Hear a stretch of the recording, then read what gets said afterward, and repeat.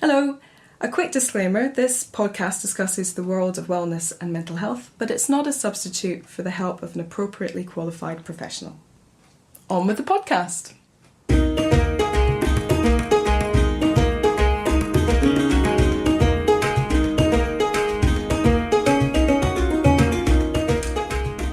So hello and welcome to A Spoonful of Theory, a monthly podcast looking at the facts, theories and stories from the world of wellness and mental health. Each month Jenny and I are joined by a guest who is in the same passion and interest in all things mental health related, and they present their facts from the past, present and future. And today's no exception. I'm sat with Jenny. Hello. And we're joined by Dr. Rachel Gillibrand. Hi there. Hello. Rachel is a psychologist and clinical hypnotherapist at the Clinical Hypnotherapy School, and she has her own practice, Seaview Hypnotherapy, as well. So, let's get started with the facts, and the first fact is my fact. In 1518, there was a plague of dancing. Just dancing people? Yeah, there were dancing people. I love it, dancing people. It was quite... up to 15 people a day died during this plague. Oh. I originally found this in a book. I'll show Rachel the book. This is... Oh, yeah. Have you heard of Matthew Haig? Book. Really good radio, that. Nice book. Yeah. Look, I'll post the picture on Instagram as well, that's not a problem. So this is a book called Notes on a Nervous Planet by Matt Haig. Actually, it's a great book, so you should definitely give it a read. But 500 years ago in Strasbourg, France, a single woman, she was lone, I'm not sure if she had a partner or not, began a jig outside of her house. Other people joined her, and doctors were consulted and declared that she had overheated blood on the brain. Oh, poor thing. I'm sure that's something you deal with all the time, Rachel. No, yes, absolutely. Yes, I'll go and have a jig outside the front door later. Yeah. So this was described as the dancing plague of Strasbourg by a physician and alchemist called Paracelsus, who is an incredible character. He was talked about in a book called The Devil's Doctor, Paracelsus and the World of Renaissance Magic and Science. But basically, his father was a physician, and in the 1500s, 1527 to be precise, he went and gave a talk to physicians, actual proper physicians. And these were kind of elite doctors, and they gathered to kind of watch him make a fool of himself. And this is talked about in the Guardian. They weren't taking him seriously. Oh no, they wanted to completely berate him. So he turned up in a plain smock, stained in smeared residues of the chemistry of his laboratory, and in his hands he had a great secret, a dish which he held aloft for all the learned company to see, that contained steaming human excrement. Oh, nice. Oh, lovely. Yeah, so basically the doctors ran away in disgust. They were outraged, and Paracelsus shouted after them, "If you will not hear the mysteries of putrefaction, fermentation, you are unworthy of the name of physician." So basically, if you're not prepared to get your hands dirty. Yeah, essentially. Yeah. I quite like that. He's an amazing guy. So if you can find about him, have a look up about him. Anyway, back to Strasbourg. So eventually, according to The Guardian, the counsellors implemented what they felt was appropriate treatment. And that treatment was more dancing. They ordered the you can't beat them, join them. They ordered the clearing of an open-air grain market, condemned guild halls, and erected a stage next to the horse fair. So they hired pipers and drummers. Okay. They tried to make it look like they'd thought of it first. It's okay, this is happening, let's just go with it. It's policy now. Yeah, kind of. I think they wanted them to kind of get bored of dancing. But it had the opposite. It must have been quite a spectacle. It must have been quite a spectacle. Can you imagine? And this is part of the problem, I think, because that is mass hysteria. Because what they basically did by doing that was show everybody that it was happening. Okay, so and that it was okay, and essentially, it wasn't okay because it was. So one of the people called it the Curse of St Vitus, I think it's called. Basically, everybody was scared of getting this curse. But at first, it was just a few people, and nobody really knew about it. But when they put it in these open kind of guild halls and things like that, the grain markets, everybody could see it and was scared about being cursed. They even hired strongmen to keep them upright. So what was the curse? The curse was if you stopped dancing, or the curse was you started dancing and you couldn't stop. Essentially, these people that were dancing and couldn't stop had no choice. They were cursed. Yeah. Oh, okay. So other people were worried about being cursed, and there was a poem in the city archives that explained how it happened. In their madness, people kept up their dancing until they fell unconscious, and many died, which is a rubbish poem. It doesn't even rhyme. But I'm interested that they supply the music. Yeah. On one hand, you've got this curse, which is to dance. So what do the council do? Supply music and a place to enable the curse. Yeah, and it got worse. And so this is the thing. This summer, there was 15 people a day dying, as I said before. I mean, that's uncorroborated, obviously. These are very old reports. So eventually they were taken to the shrine of St Vitus, the person that they thought was cursing them, or the kind of curse from him. And they were given red shoes to cover up their bloodied feet. Oh, nice. Oh. Okay. Nobody knows why. And they danced around a statue, whereupon many of them ceased their wild movements. Oh, okay. Yeah. Oh. So they felt I that they were see. cured then? Yeah, of the once they'd kind of had the religious okay to stop, they religiously stopped. they were given the out. They were given Yeah, the kind of... essentially. This is... Okay, that's So, very interesting. Yeah, and so since then, obviously, because this is such a weird thing, isn't it? But it's also quite widely documented by bad poets and Paracelsus and other people. So at first, obviously, they thought it was this overheating of blood on the brain. But then also they thought it was ergotism. Anybody heard of that? Ergotism? Is that when things fit well? No. Nice though, good one. Ergotism is the result of consuming food contaminated with a species of mould that goes on damp rye and it produces a chemical close to like LSD. Okay. So they thought basically it was inducing violent twitching and hallucinations, but it is twitching, not dancing. So they kind of decided that wasn't the case. Yeah, but that doesn't explain as well then the fact that when they danced around the statue, they were able to stop. Well, no. Well, unless it wore off specifically at that point. Yeah, it just magically wore off. Yeah, none of these fit perfectly, to be fair. They now believe that it was a psychogenic illness, or what we used to call mass hysteria. The councillors didn't help matters by making it so public, and they called it the Curse of St Vitus, which led to general fear and worry in the populace around that area. And again, The Guardian states that the chronicles record plenty of distress that brings about the heightening level of suggestibility, social and religious conflicts, terrifying new diseases, harvest failures, spiking wheat prices, which caused widespread misery. And the chronicler described 1957 as a bad year. So did I say 1957 then? Or, Yeah, you did. Oh, well, let's change that to 1517. That's fine. Also, 1957 was a terrible year for me anyway. So I thought this was really interesting when I read it, because, I mean, we've all heard little stories about mass hysteria and things like that happening, but... And also, just the kind of... I didn't know it was called psychogenic illness now. We didn't call it mass hysteria. So that's good. That's good to know. I'm also. behind the times as well. I didn't realise that.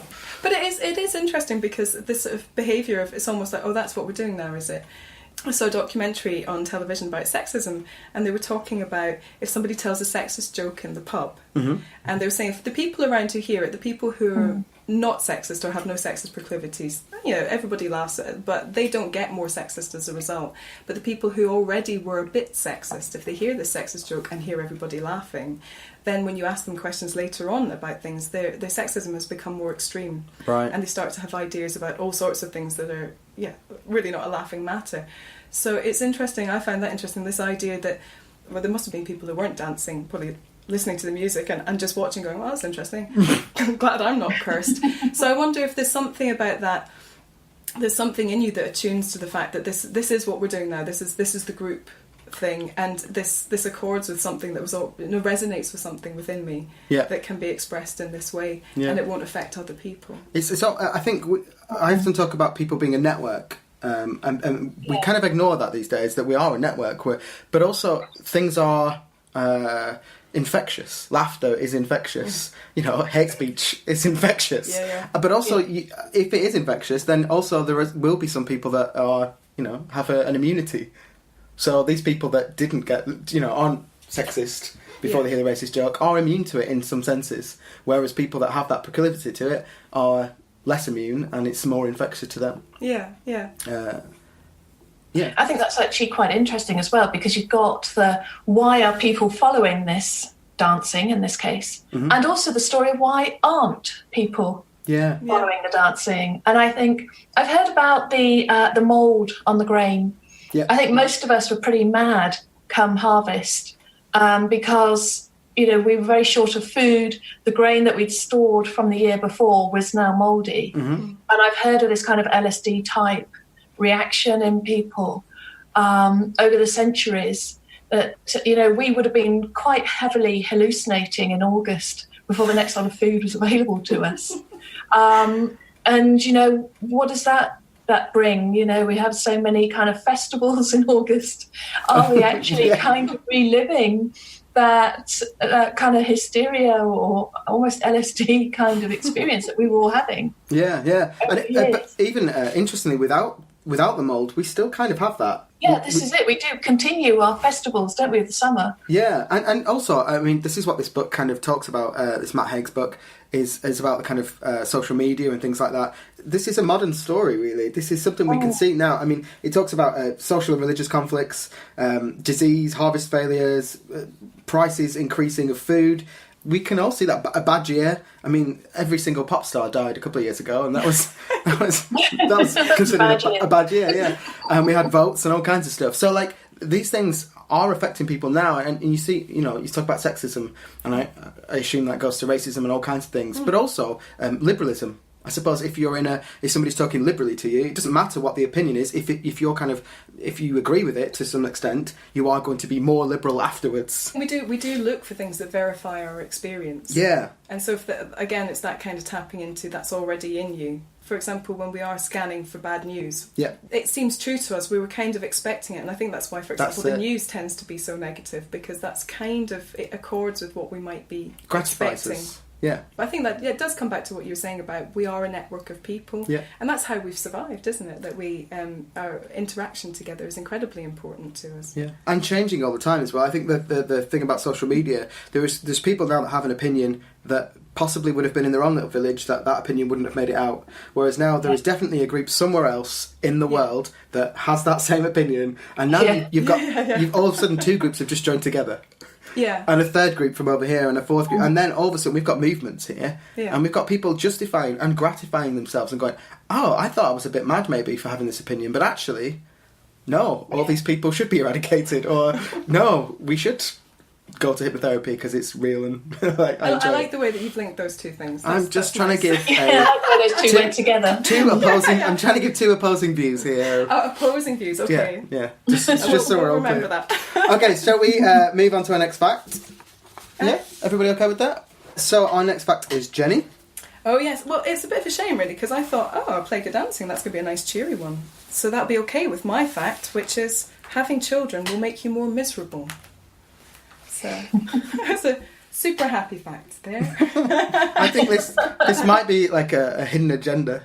Well, so speaking as a mother of three, I do have a vested interest in this one, and it's funny how that landed like a lead balloon. And for me, when I read this fact in a group of articles by Oliver Burkeman, who writes sort of the self-help column in The Guardian, and I was reading his book. And I read it and I thought, this will be one of those ones that's slightly tittillating, but when you read into it, it turns out either it's actually not the case at all, or if, at the very worst case, it's borderline. Kind of clickbait. Yeah, it just kind of, it's a big headline, but really it's not that bad. So I read into it. And so I found out the absolutely amazing news that parents often report statistically significantly lower levels of happiness, life satisfaction, marital satisfaction, mental well-being, compared with non-parents. It's like, That's kind of a checklist. So it's like, checklist. Yeah. I think I would tick quite a few of those boxes as we go down. Those are the kind of things that you think. So my fact, which I thought surely is not that bad, has just got way worse. So I started to feel I'm digging myself a bit of a hole. I need to keep going. So why is it? Because obviously we've generally thought that having kids is a good idea, and generally you speak to people, they think, we think that having kids is a good idea. So I was reading a paper now I'm going to not be able to pronounce this guy's name because it's a very lovely Thai name, but I don't speak Thai unfortunately. Pauthavi. But the nice thing is he goes by a bit of an anglicised name of Nick. So we'll call him Professor Nick. And he's the Professor of Behavioural Science at, I think, Warwick Business School. So it's quite an interesting mashup of two things there. He was postulating that firstly there might be an element of evolution to this, in that people who think that having kids is a bad idea, funnily enough, generally don't go on to have kids. And so the nature-nurture of that stays with them. And it's the people who think that it's a good idea go on and have kids. So it's a pretty obvious correlation that we're kind of putting that forward in the world. It's not a good replicator, thinking that having kids is a bad idea because you've got no one to replicate your idea down the line. So that's the first idea, and that kind of makes sense. But then I thought, still, on an individual level, we really are quite convinced. And if you ask any parent,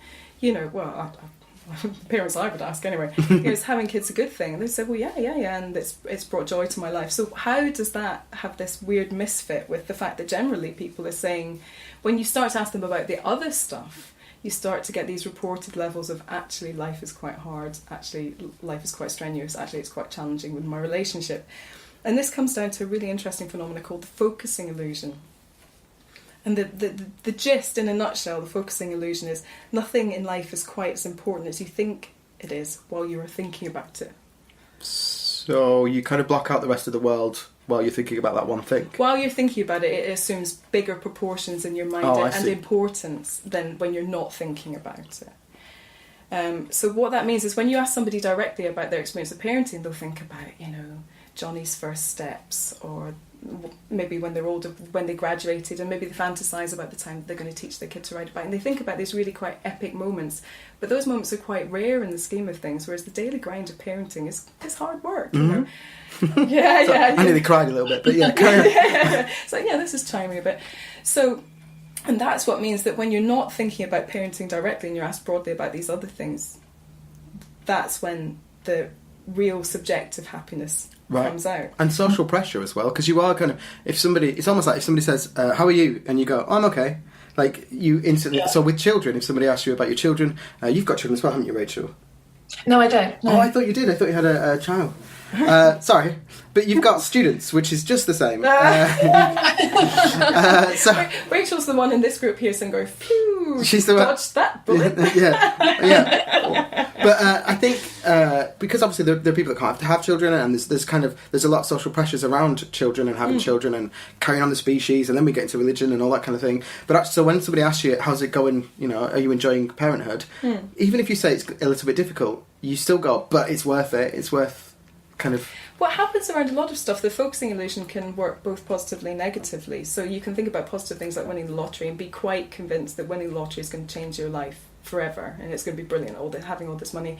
Or you can worry about things like, being disabled in a car accident. But there's been other studies that have shown that sort of 15 years down the line from winning the lottery or becoming disabled, actually the people who are disabled are really not that unhappy. And the people who've won the lottery aren't any happier, really, than the rest of us. And the focusing illusion, the main big study on that was actually asking people about people lived in the Midwest, which I understand is a bit wet, of America and California, and asking people in California and the Midwest, who is happier, do you think, Midwesterners or Californians? Right. And both groups said, we think Californians must be. But then when they actually reported how happy they were, there was no difference between them. So again, it's this focusing illusion, this idea that surely they must be happier. It's sunny, there's all sorts of good stuff. It's almost the grass is greener. Yeah, it is. So this is really important considering big changes in your life. Because you might be thinking, if only I had a bigger house. If I had that bigger house, then life will be great. And you're focusing on this. And sometimes you can really tie yourself up in knots because it seems like an epic decision. And it is epic while you're thinking about it. Yeah.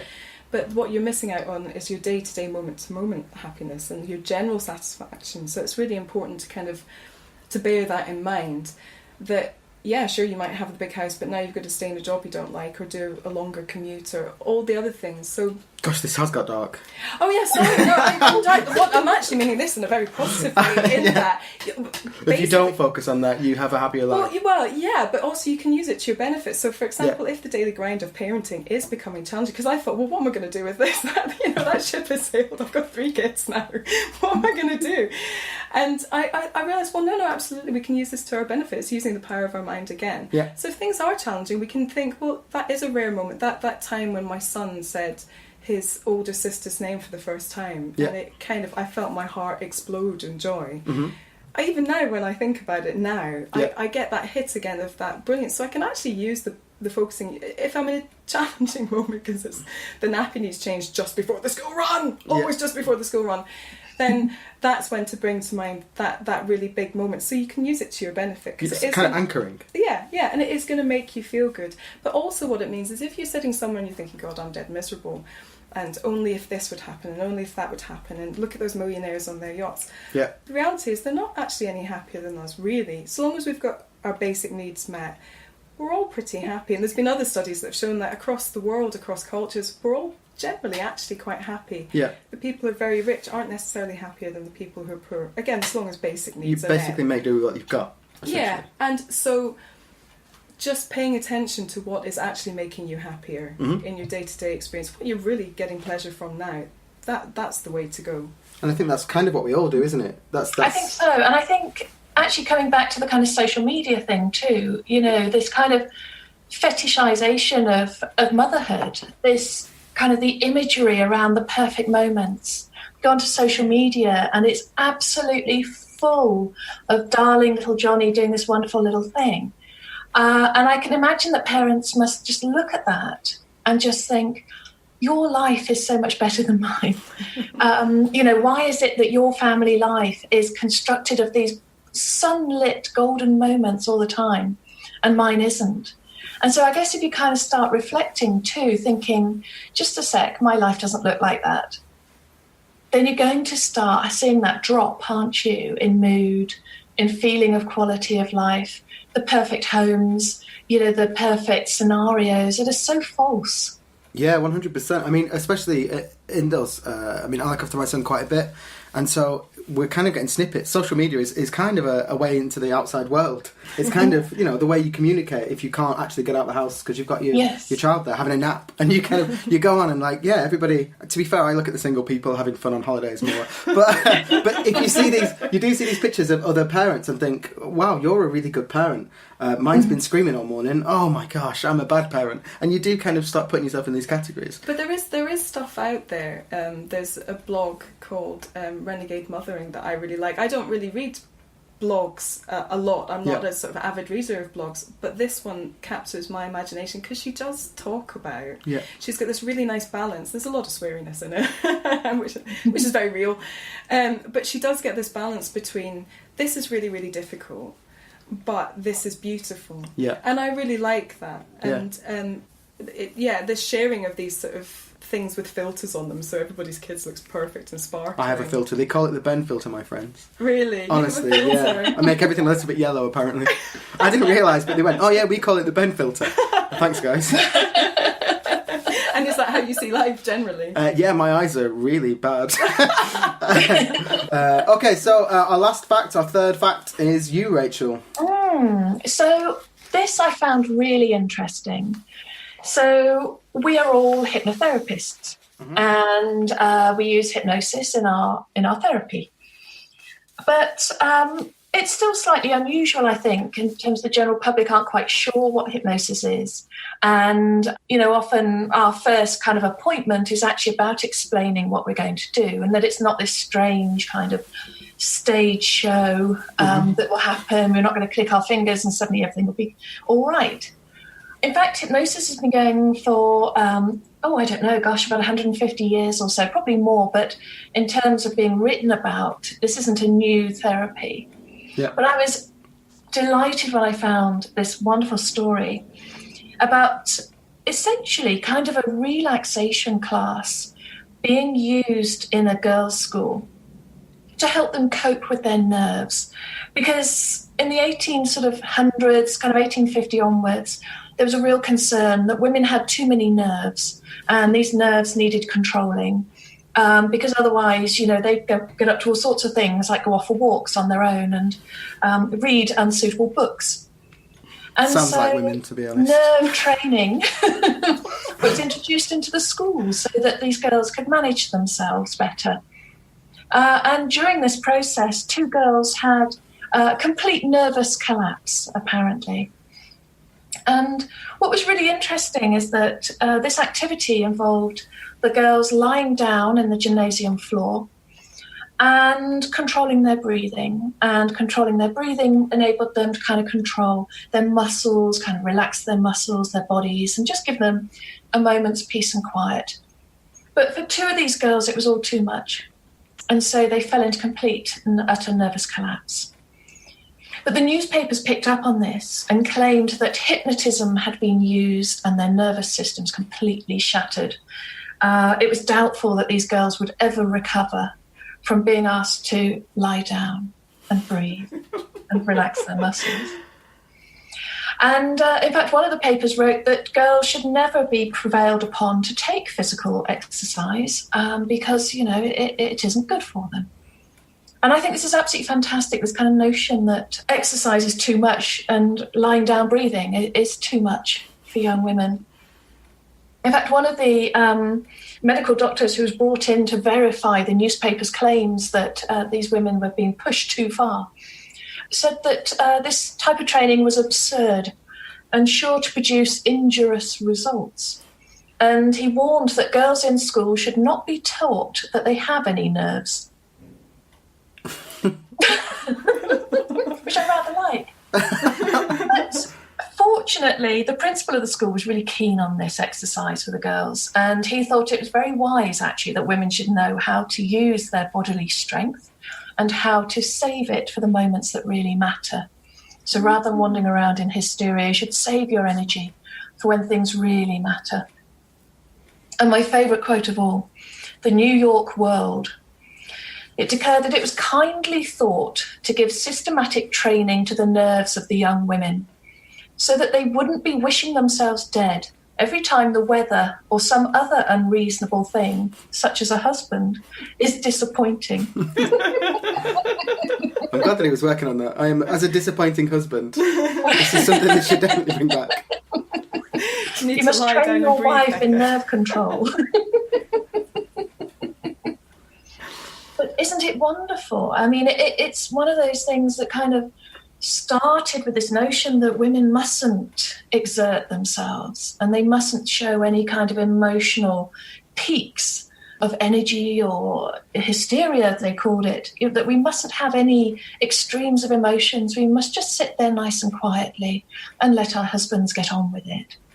It's strange, isn't it? And there's a kind of a dichotomy there as well, because I imagine that the future husbands, the men that were running these schools things, also found women in, let's say, strip clubs and things like that, and went out to these places to find women that were the complete opposite, that were massively passionate and well, I wouldn't know anything about that, Ben. But that's all control as well, isn't it? It's about their environment, controlling that environment, and in a sense, it's less hypnosis and more kind of mindfulness or meditation. It is really, yes. I mean, they describe it as an early form of self-hypnosis. Right. That you are able to manage and control your emotions in the face of adversity. And it does very much have its roots in the early hypnosis. Yeah. More about direct suggestion rather than the indirect suggestion of Ericksonian hypnosis. Yeah. And so they would very much have been given powerful strengthening messages whilst being encouraged to relax and to breathe and to focus their mind on a thing. Sounds really positive, to be fair. It sounds lovely. I think I want to do It's a wonderful thing, yeah. And especially at that time, for a school to do that is fantastic. Well, it's funny because actually my middle child's teacher has just mentioned to me that she'd like to do a bit of mindfulness and meditation next term with the kids, and that's still, I mean, it's maybe not groundbreaking, but still it's very novel and new that this has been done in schools, and this was 80, I think, yeah.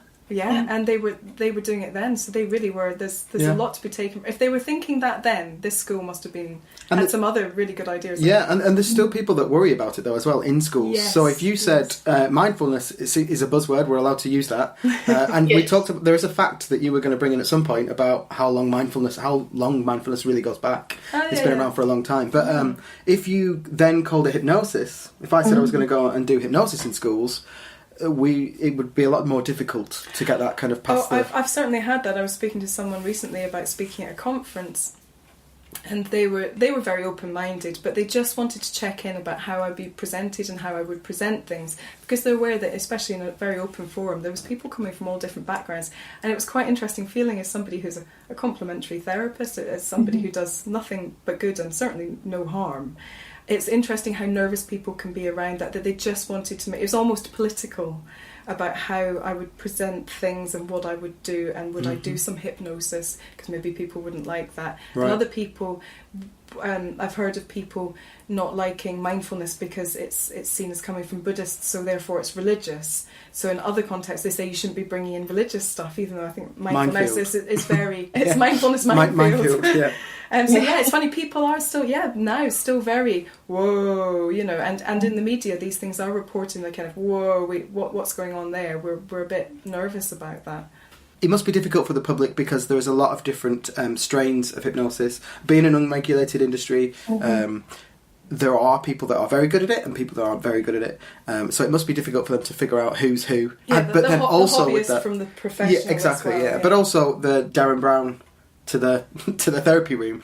That's what people see, don't they? Yeah. That's what people see. I mean, I think, I work in the university in Bristol, and I do some research projects using hypnotherapy, but I'm not allowed to use the words hypnosis within my research protocol, if you like. If I say that I'm going to use hypnosis on people, then I get no end of feedback saying, oh, no, you can't do this study, you can't use hypnosis. And I talk them through what we actually do in hypnotherapy. And they're like, oh, well, that's fine.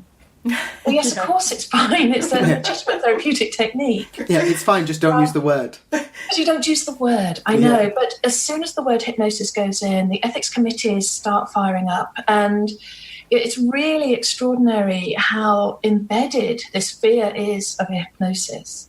And I think if you can look right back to Sigmund Freud, and he's kind of the forefather, if you like, of psychology, psychiatry. He's the guy who really starts writing about the subconscious and the work that we do. He tried hypnosis, didn't like it. And so he devoted quite a lot of his writing to kind of decrying hypnosis as an appropriate technique. Yeah. And it's as if we haven't recovered from that. Yeah. And yet, when you look into the literature, there's so many journals out there devoted to the work that we do and to exploring kind of the evidence base for the work that we do, how to improve our practice.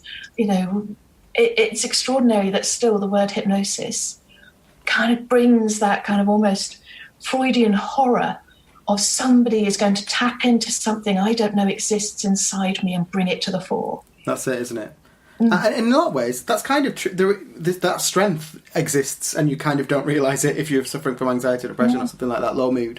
We don't give ourselves enough credit. So really, all we're doing is helping people give themselves credit and help them, their confidence and their strength and things like that. But it's not magic. It's not giving them something they don't have. No, and that's the thing about hypnosis. It's completely natural. I mean, what you find inside yourself, you might fear what you're going to find, but chances are it's going to be inner strength and resource. That's what it's going to be. It's going to be brilliant. Yeah. And the same with hypnosis. It's a very natural state that we do ourselves all the time. I mean, there's nothing we do in the therapy room that's really any different from what people are doing very naturally day to day. But I think that doesn't, if you put a hypnotherapy session on telly, maybe the talking part would be very interesting to people because everybody likes to know about other people's lives. But the actual bit of hypnosis, if you took out what the therapist was saying and just had it'd just be somebody lying there on a couch.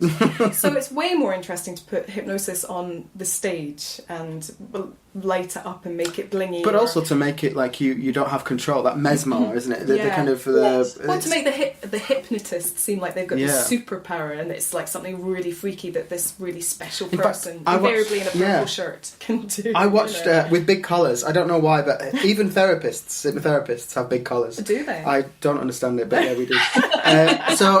Harry Hill style collars. But also, I watched Incredibles 2 yesterday with my son, and good research. The baddie was using hypnotism to control everybody. Yeah. And this is literally this came out yesterday, or it's not a long time ago. I know where I'm from in Blackburn, I don't know if this was countrywide, but hypnosis was banned for a long time. I think the 50s it was banned. 1952 really? Comes to my mind. Or public performance of hypnosis was banned. And that was only, say, the 80s, I think, that one, and he wasn't a hypnotherapist, he was a hypnotist who challenged this and tried to say, look, this is what it is, and tried to get it. Blackburn needs...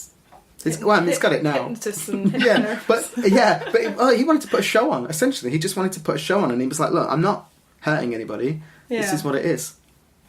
Interesting. It's funny because it comes back to these early philosophers. You've got Locke and Rousseau, and one of them is that we're born as a tabula rasa. We're kind of this blank slate, and society distorts us, or changes us, or moulds us. And are we born inherently as angels who are corrupted by society, or are we savages that are civilized by society? And there's kind of philosophical debate as to that, how we're born. the Victorian era was really about kind of controlling the inner demon and creating rituals around kind of a performance in order to create a safer society. So you couldn't just walk up to somebody and introduce yourself. You had to be introduced by somebody else, and creating levels of manners that created this kind of safety, that we were all these savages within, and that society is the only thing that's maintaining a kind of, I don't know, a status quo, a kind of cleanness to who we are. And the whole kind of hierarchy of society, the richer you are, the better you are, because your finery obviously evidences a purer spirit. And the kind of the poor and the working class really need improving. They need to be told how to improve their lives, because they just don't look good enough people. This notion of hypnosis, that it could break down that societal veneer, that the savage would be released, I think is actually still very prevalent in fears around hypnosis. Yeah. Everything's doing well until you poke deep inside me, and then this thing will be released. I find it absolutely fascinating. Yeah, and I suppose it's the control, it's the focusing illusion, it's all the things we've talked about, mass hysteria, it's all of these things that we've talked about coming back into play. Because really what you're going to find in there is that it doesn't matter how rich you are or how poor you are, you're a person, you're a human. And all that comes down to is trying to originally elevate ourselves above animals, in a sense, and then trying to elevate ourselves above each other. But actually what hypnosis does, or the way we use it, and the kind of solution-focused approach that we kind of use, is that, you're a human. Yeah. Some things are difficult, and some things you can take control of. And pretty much every reaction you have is completely normal, completely human. And it's so non-judgmental. Yeah. We absolutely accept the person for who they are when they're sat in front of us, and we recognise what it's taken for them to come to our room. Yeah. Their life story and the strengths and resilience that they've shown through life. And our role really is to help them kind of recover the sense of strength, isn't it? And empowerment and ability to move forwards. Mm-hmm. Yeah. Fantastic. So I think that was a great fact. It went in a very different direction than I thought it was going to go. That's really good. I've got really strong urge, though, to go to lie down in a school hall, though. I'm thinking it's going to do me no end of good. Just lie down and breathe for a bit on like a gym mat. It'd be good. Yes. It'd be good. Very nice. I like how when you both mentioned children earlier as well, you both used Johnny. I want to meet this Johnny. Anyway, that was my weird... And also, when you were talking about the kind of, you must be introduced and things like that, weirdly, I went to... I always bring this down a notch. I went to opening packets of crisps upside down. I was always told that was bad luck. Honestly, I don't know why I went to that, but I did.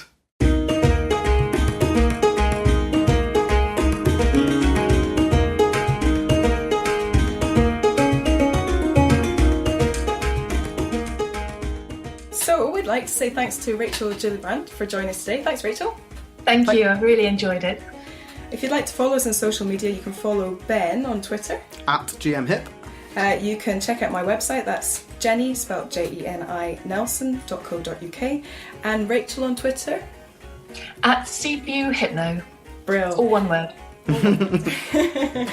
And if you enjoyed the podcast or have any comments, you can follow us on Instagram @aspoonfuloftheory, on Twitter @aspoonful_. That's right, yeah. Or by using the hashtag #aspoonful. Hashtag a spoonful. I'm not down with the hashtags. I'm not the techno one here. Don't put two hashtags. Don't put the hashtags. Do you get something else? Can you write hashtag? Do you break the internet if you do two hashtags? Two hashtags. It deletes Google. Oh, and yeah, if you could leave us a 5-star review on Apple Podcasts, it really helps us out getting found as well. So thank you very much for doing that. That's brilliant. So thanks for listening, everyone, and we'll see you next month.